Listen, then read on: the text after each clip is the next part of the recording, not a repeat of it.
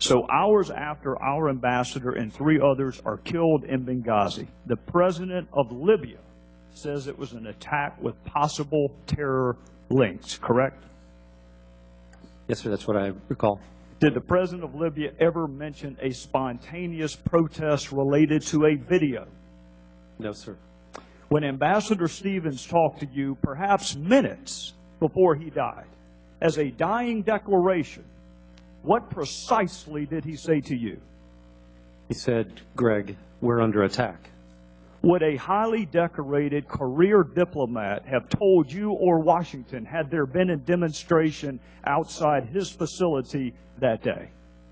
Yes, sir, he would have. Did he mention one word about a protest or a demonstration? No, sir, he did not. So fast forward, Mr. Hicks, to the Sunday talk shows and Ambassador Susan Rice.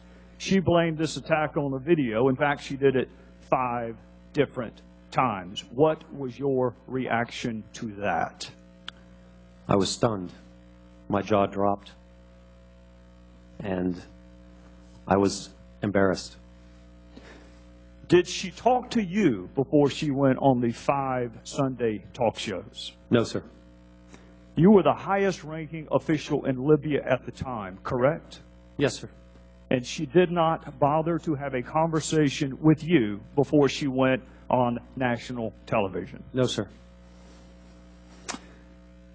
So Ambassador Rice directly contradicts the evidence on the ground in Libya. She directly contradicts the president of Libya. She directly contradicts the last statement uttered by Ambassador Stevens.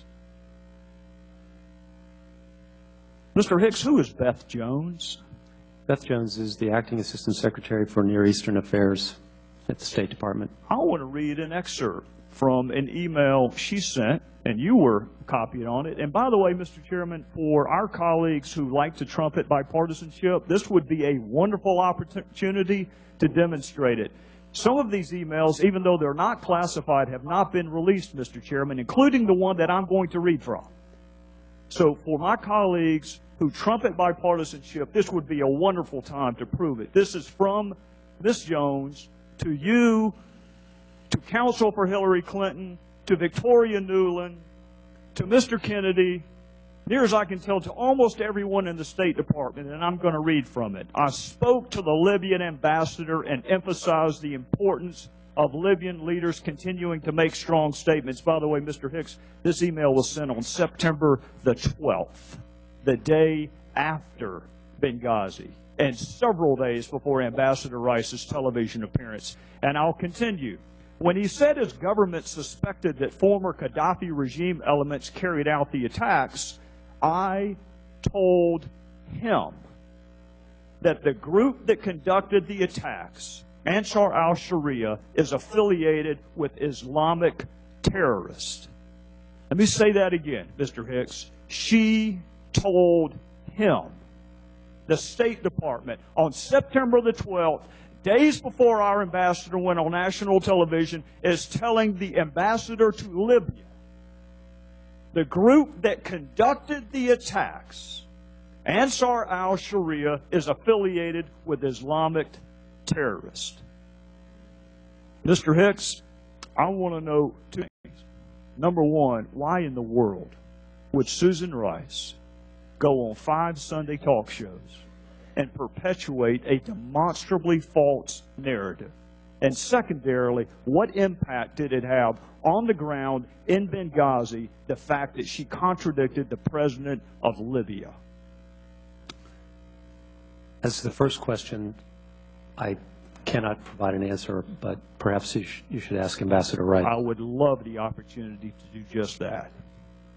As to the second question,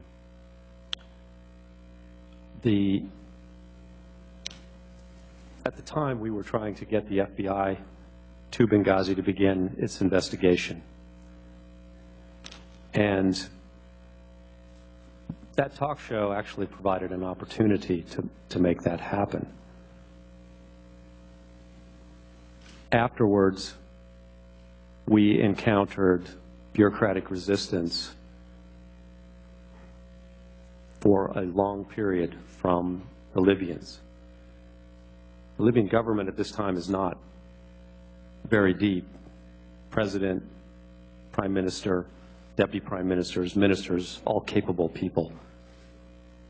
Some vice ministers as well.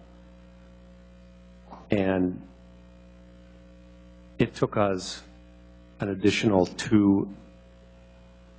see, my math's not very fast these days, maybe 18 days to get the FBI team to Benghazi.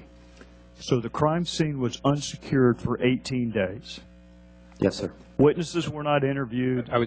Would the gentleman would please finish up? We're going to try and move along. Yes, I will move on. We will finish this if there is a second round. Thank you, Mr. Hick.